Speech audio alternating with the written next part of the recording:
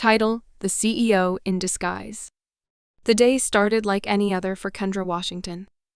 She was a woman of sharp intellect, unshakable confidence, and an unyielding passion for her business. At just 35 years old, she was already the CEO of one of the largest and most innovative tech firms in the country, TechFusion.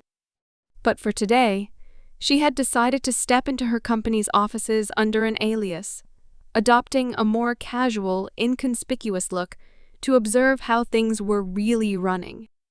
Kendra, a black woman who had always encountered subtle, and sometimes not so subtle discrimination in the corporate world, had grown used to navigating these spaces with grace. She knew the prejudices existed, but she had worked hard to prove herself.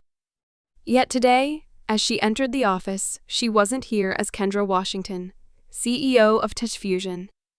She was just a visitor, a name not many knew, a face that didn't stand out in a crowd. Her day began normally, but as noon approached, Kendra's patience was tested in a way she hadn't expected. She overheard a conversation between a few of her employees and, more specifically, her manager, Greg. Greg, an old-school type who still carried a lot of traditional views on work culture, was discussing the latest quarterly report with some colleagues. When they began talking about their higher-ups, his words took a sharp, ugly turn. "Can you believe they're hiring more of those people into leadership positions?" Greg sneered, not knowing Kendra was standing just around the corner. "It's like they're giving the whole company away to anyone who's willing to play the race card." He snickered. Kendra stood frozen for a moment, processing his words.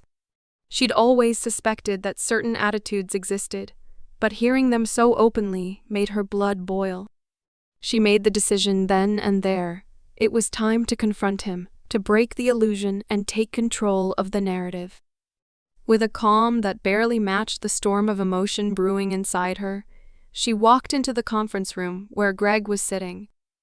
Her presence immediately commanded the room, but Greg didn't recognize her as the woman who ran the entire operation.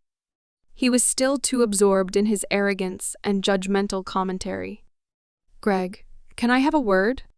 Kendra asked, her voice steady but piercing.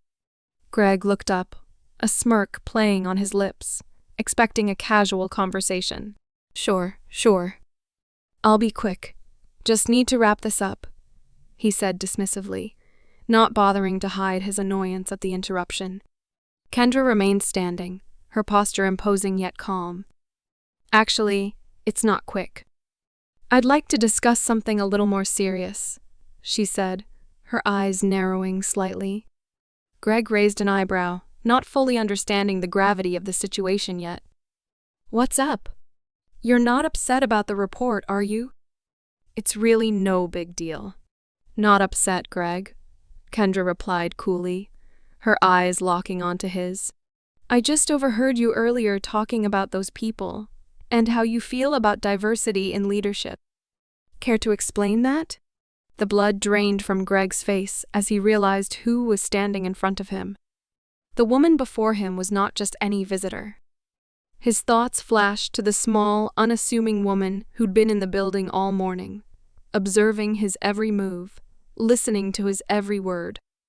Kendra's words hung in the air like a heavy cloud. His nervous laughter barely escaped his throat. "Wait. Hold on," Greg stammered, his mind racing as he finally connected the dots. The woman before him wasn't just anyone. She was the very person who ran the company, the one whose vision had guided TechFusion to its current success. He felt the panic rising, but it was too late to undo his words. Kendra didn't need to say another word. She reached into her bag and pulled out a sleek, silver business card. She handed it to him, and his fingers trembled as he looked at the bold letters printed on the card. Kendra Washington, CEO of TechFusion. Greg's face turned pale. He glanced at the card and then back at Kendra, his mind scrambling for some semblance of a response. But there was nothing left to say. The reality of his situation hit him with full force. His position, his reputation, everything hung in the balance, and it was entirely of his own making. Kendra stood there for a moment, her gaze unwavering. I built this company not just on innovation and hard work, Greg, but on integrity and respect. I'd suggest you take a long, hard look at how you treat people around here. You never know who's watching, and you definitely don't know who owns the company. Greg couldn't meet her eyes. The humiliation, the fear, it was overwhelming. But Kendra wasn't done. She glanced around the room at the employees who had witnessed the interaction. Let this be a reminder, not just for you, Greg, but for everyone. Respect is earned through actions, not words. And this company won't stand for anything less. As she turned to leave, the tension in the room was palpable. The employees who had witnessed the exchange were left in stunned silence, and even Greg seemed paralyzed. He watched as Kendra walked out of the room, the weight of his prejudice now staring him in the face. The following days were tense for Greg. There were whispers about his conduct, but no one dared to confront Kendra directly about what had happened. A few weeks later, a memo went out from Kendra herself, outlining new diversity and inclusion initiatives, with a personal note that made it clear just how much the company valued respect, regardless of who was watching. For Kendra, it wasn't about punishing Greg. It was about making sure that the corporate culture she had worked so hard to build would never be tainted by ignorance or hate. She wasn't just the CEO of a company, she was a symbol of resilience, empowerment, and change.